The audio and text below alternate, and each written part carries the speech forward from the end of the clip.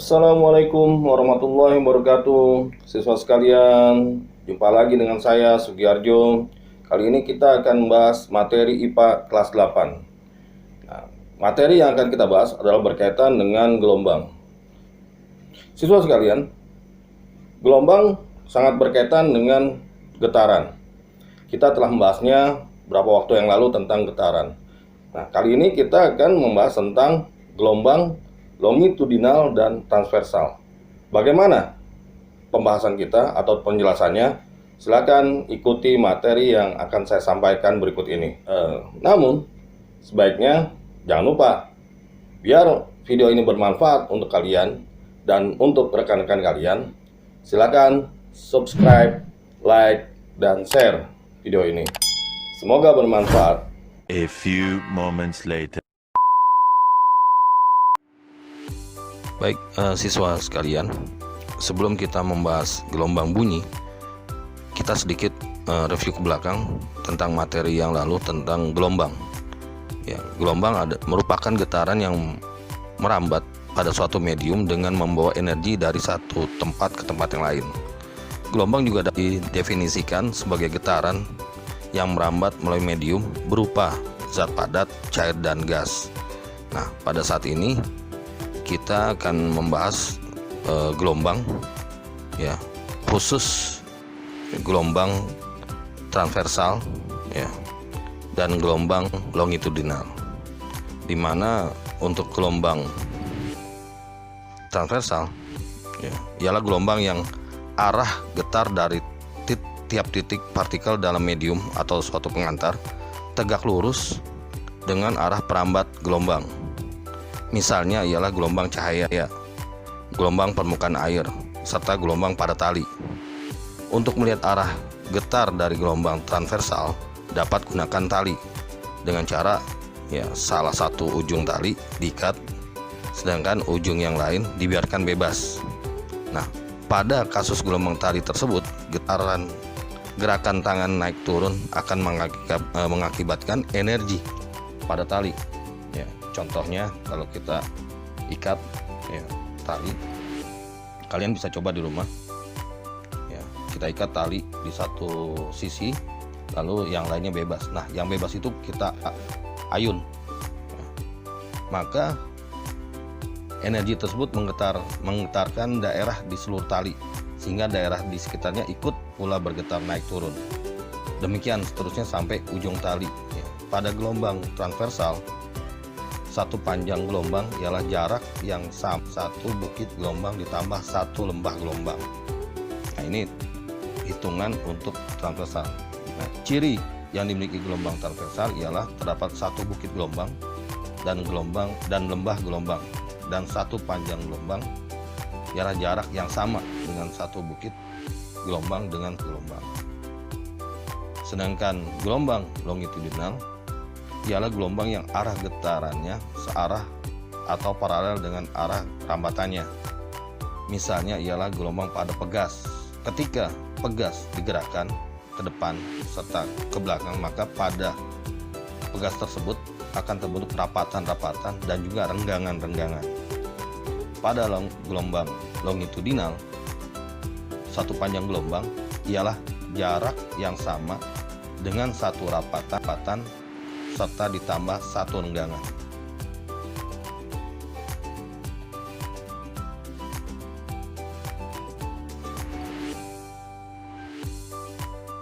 Baik, siswa sekalian, kita lanjutkan tentang gelombang bunyi.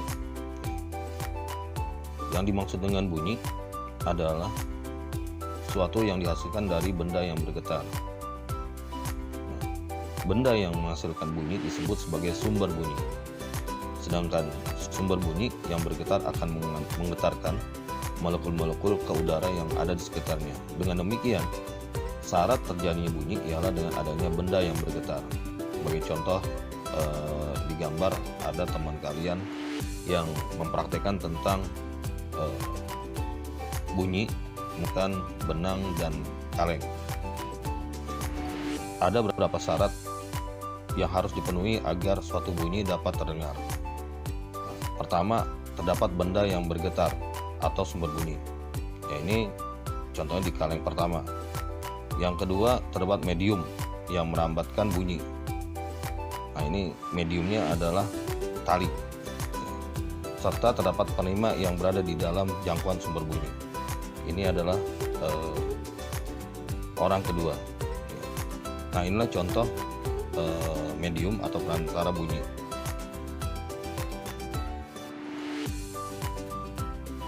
Berikutnya, siswa sekalian, kita akan membahas tentang ciri-ciri gelombang bunyi.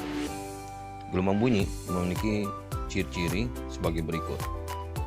Yang pertama, bunyi merupakan gelombang longitudinal. Mengapa dia longitudinal? Karena memang gelombang bunyi memiliki rapatan dan renggangan. Ciri yang kedua, gelombang bunyi tidak dapat merambat pada ruang hampa. Karena perlu kalian ketahui, perambatan sebuah bunyi membutuhkan media, yaitu berupa zat padat, cair, dan gas. Nah, bila di ruang hampa tidak ada gas yang dapat menjadi media, maka bunyi tidak dapat merambat.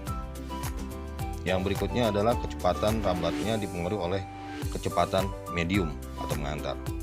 Akan beda sekali apabila suatu bunyi merambat pada media padat, gas, dan cair, di mana kecepatan rambatnya dipengaruhi oleh kecepatan media pengantar atau perambatan paling cepat pada medium yang kerambatannya tinggi.